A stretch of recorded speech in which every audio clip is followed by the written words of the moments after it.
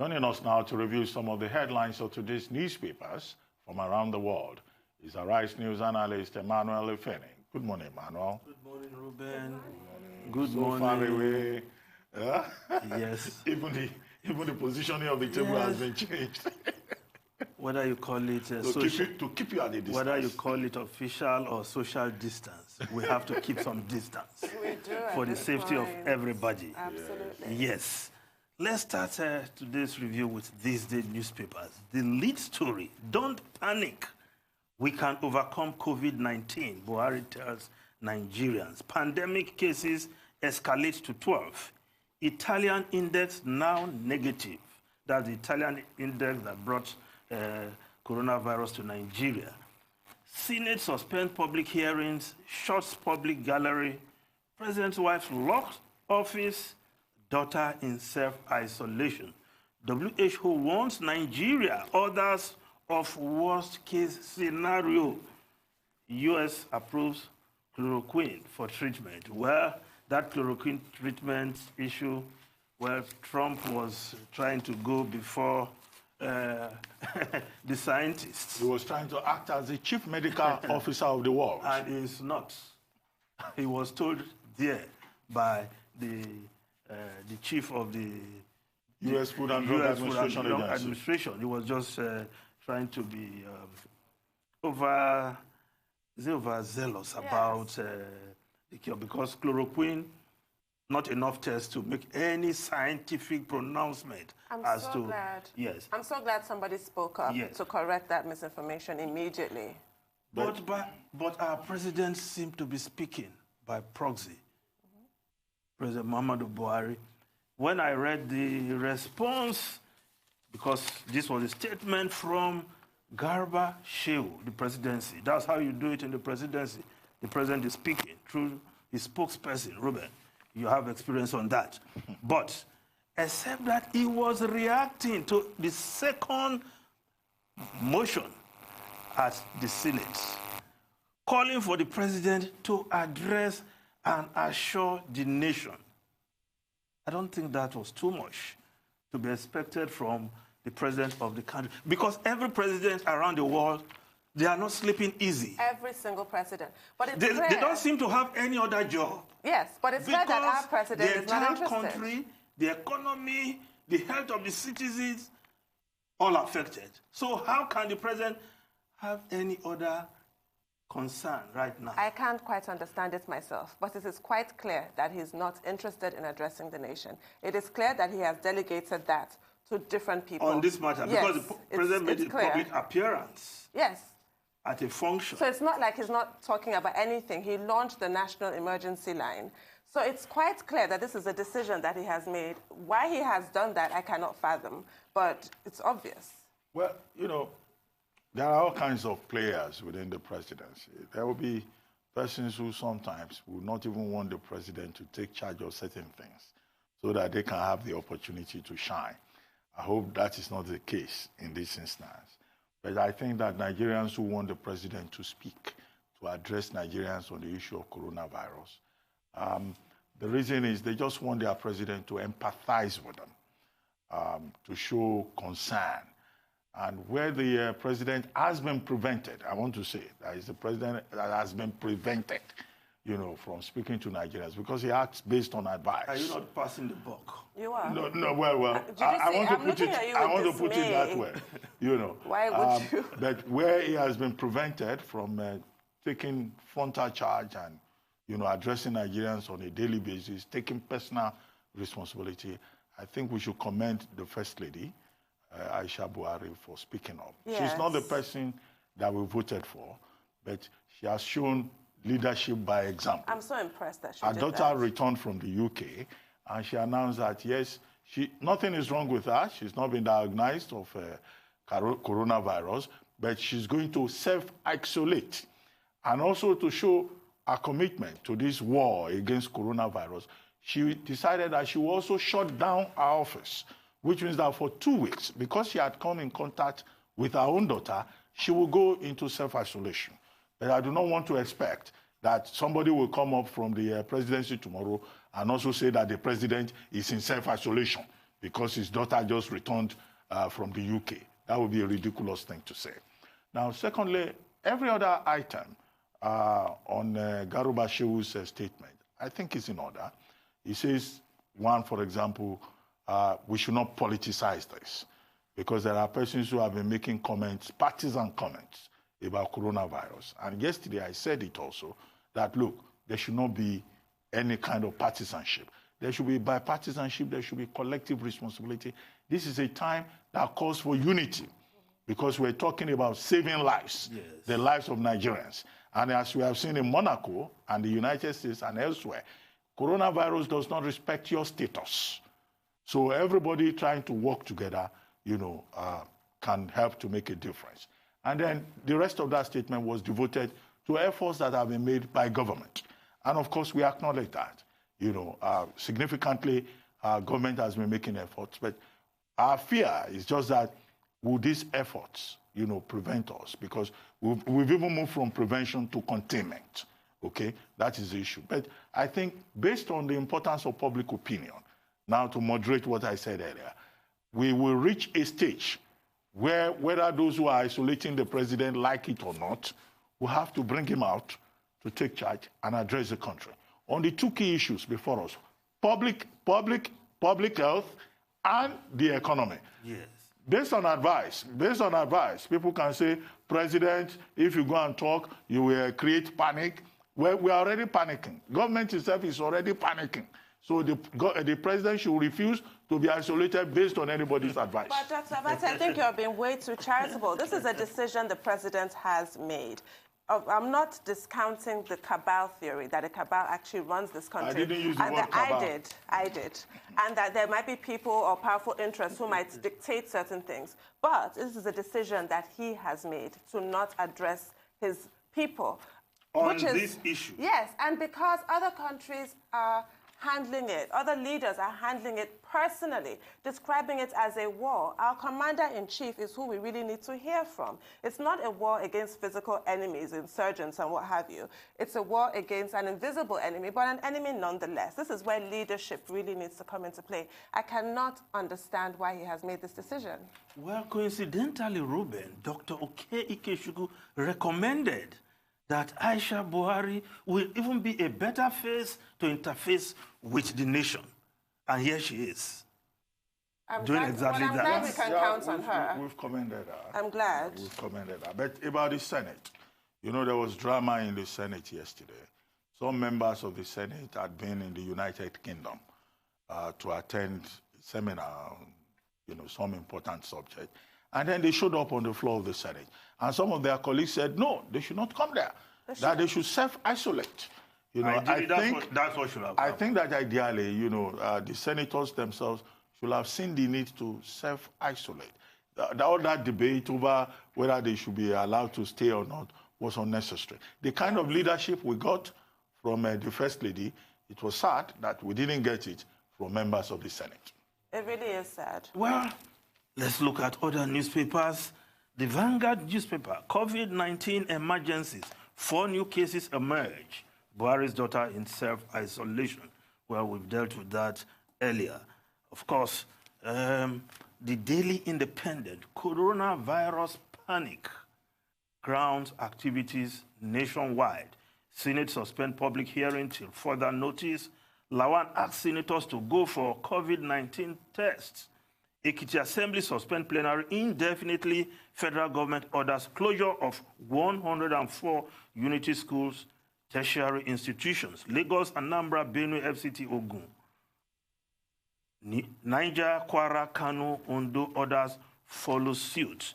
INEC postpones senatorial by-elections. The Redeemed Christian Church of God, MFM, others cancel church programs.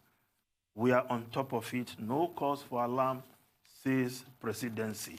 Yes, but if you read the Daily Trust, you will know whether there should be cause for concern. Daily Trust, as COVID-19 cases hit 12 in Nigeria, no testing center in 4 geopolitical zones. Federal government, states, shut schools. Now, do we have enough facilities? Because like the doctor told us, we must also prepare for worst case scenario where we'll have more cases. We don't pray for it. We leave that to the pastors and imam to pray. But the scientists, the ministers, and the deacons, the elders. yes, to pray. Like Emmanuel Efeni. Yes, we'll pray. But we must do what we have to do. Faith without work, you know, it will lead to death. So we'll walk the talk, provide facilities. Do we have enough facilities?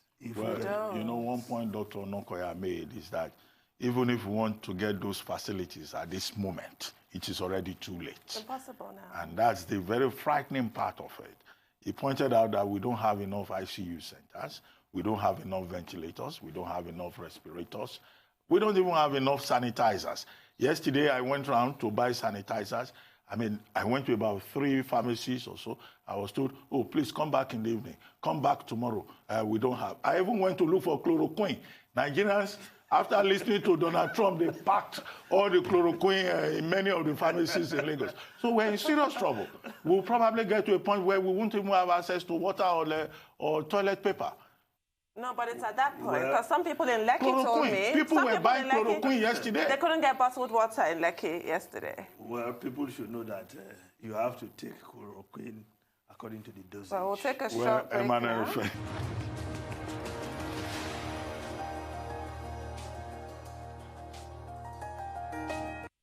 Welcome back to the morning show here on Arise News. Still with us is Emmanuel Efeni with news headlines. Yes, let's look at the Tribune, the Nigerian Tribune. You were talking about chloroquine. Well, if you hear of a presidential endorsement of a drug, not Nigerian president who doesn't speak on coronavirus, but the American president. So you can understand why Nigeria... The self-appointed chief medical officer of the world. The Nigerian Tribune. Trump fast-tracks chloroquine as drug for coronavirus. Not yet approved, says Food and Drug Administration. Is this the cure? Certainly, that has not been proven. So those who are loading their cupboards with chloroquine had better just allow the chloroquine to be in the shelf. And do they even know the right dosage? I mean, everybody should just calm down. In fact, one of the reasons even given that they've not done enough tests, you need to exceed certain level of the normal dosage to even get a cure. Exactly. And at that point, it can be dangerous. Exactly. So that's why the scientists are saying, no, there's no proven test to show that chloroquine is the cure. And I think in a country like this where self-medication is standard practice, there may be need to further educate people to realize that, you know, chloroquine is not what has been prescribed. Because elsewhere, it will be, you know, prescription medicine. But here in Nigeria, people just buy over the counter. And yesterday, there was actually a rush for it once President Trump. And, you know, many people react to chloroquine. Yes. And you go and react to it, you don't have, you know, immediate help. You further complicate your situation. But it looks like the pharmacies, you know, are benefiting a lot from this global crisis. The other people who are benefiting is the telcos, the GSM companies, because when you self-isolate now, you are doing social distancing. I find myself sitting at home, you are calling people because they too are idle, they don't want to go out. You know, you spend more time burning, you know, credit, and you are just chatting and chatting and chatting. Ruben, you have not hit in isolation. You have not hit the nail on the head. What is the nail? Men who talk football all day, all night. Yes. They don't have football to talk about. They sit down at home. They are not sober. At a time, it was as if men cannot live without football. But these days, no football.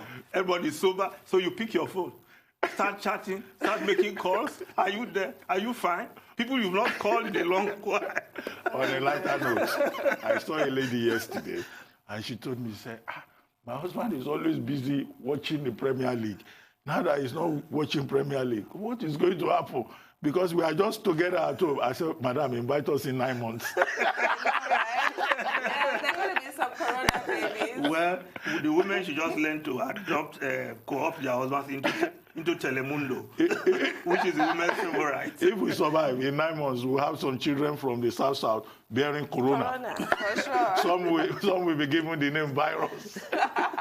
Well, let's just look at other subjects. Daily Sun, the lead story, COVID-19 fever. But beside the masthead, fuel price adjustment records partial compliance. Why response is slow, NNPC.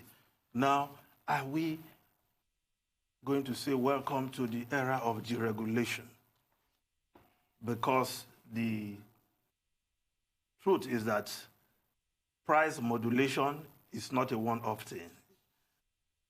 We'll continue to see this. So if after this coronavirus fever, the price of crude oil goes up, we should also expect price modulation that will take the price of PMS or petrol up. And Nigerians should not complain at that time. Because do we need deregulation? We've been clamoring for this all the while. We do. Perhaps this is the time to enforce the deregulation so that now that it's going down, we enjoy it while it goes down. And when it has to go up, it will go up. Yeah, but I made a point earlier that, look, even we have to look at other aspects of it. We can't just do deregulation via the back door of coronavirus without looking at other issues. What are we saying, for example, about refining, local refining? If we do local refining, yes, we may not be able to meet the entire needs of Nigerians, but at least what we will import as refined products will probably be smaller quantity, and then the price will come down. The long-term objective should be, 1, efficiency. 2, allowing the Petroleum Products Prices Regulation Agency to do its work. And I said it's positive that now the federal government will allow the Petroleum Products Prices Regulation Agency to do its work. But there are other dimensions, but today the board of PPPRA is meeting. Yes. And I guess that all of these dimensions will be looked at by both the PPRA and all the stakeholders, yes, including the NNPC. Yeah, if we look at this day, inside the page 5, there's a report there. PPRA calls for full deregulation of petroleum price. And I think that's the way they are going. The Director General, or the Executive Secretary rather, Mr. Abdul Kadir Saidu, made that statement yesterday in Abuja. He noted that the price of product will be largely determined by the international prices of crude oil. So we can say welcome to the era of deregulation. No problem about that. But it's not enough to just make the announcement. Yes. You know, they shouldn't take a tunnel view of it. They should take a holistic view of all the other associated issues. And that has not been part of the conversation. But those issues have budgetary implications.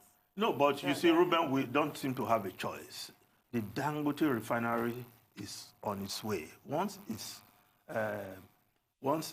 it's running, it's not going to sell that fuel at the government recommended price or a subsidized price or whatever you call it, under recovery price. It has to, because he will buy the crude at international. I know everybody talks about the Dangote refinery, which is fine. You know, private sector involvement in the refining of crude instead of the crude oil swap that we have with foreign interests. But can we have more of Dangote refinery? Can we have modular refineries? Can we have, you know, an opening up of that sector, greater efficiency, you know, greater productivity, less corruption, you know, less emphasis on this template, that template that is opaque. This is what we're saying. That, you know, deregulation in itself is not a deus ex machina. It's not, what's the other word for that? You know, the one that comes to my head is deus ex machina, like rocket science, yes, you know, like an automatic solution. Okay, let's just move over to the foreign newspapers. Let's start with South Africa, still on the coronavirus. COVID-19 cases shoot up. By today, it will be 200 cases in South Africa. Galloping numbers prompt Ramaphosa to issue stern warning as he meets with religious leaders today. So South Africa figures seem to be spiraling. No, it's not just South Africa. In Africa as a whole, you have a total of 663 cases, according to the World Health Organization. Yes. And because of that, the World Health Organization has said Africa should prepare for the worst case scenario. And that is because our healthcare systems in Africa are fragile. And many of our leaders are not showing enough political will to be proactive, to deal with the problem. And then our economies do not have the capacity.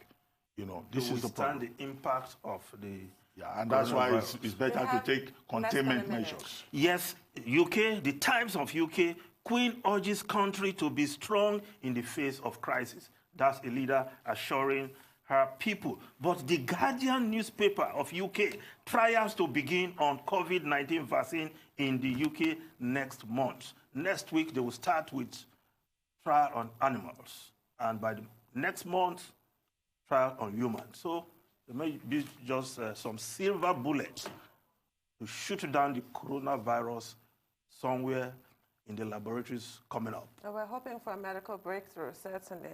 Thank you very much, Mr. Efeni. Thank you very much.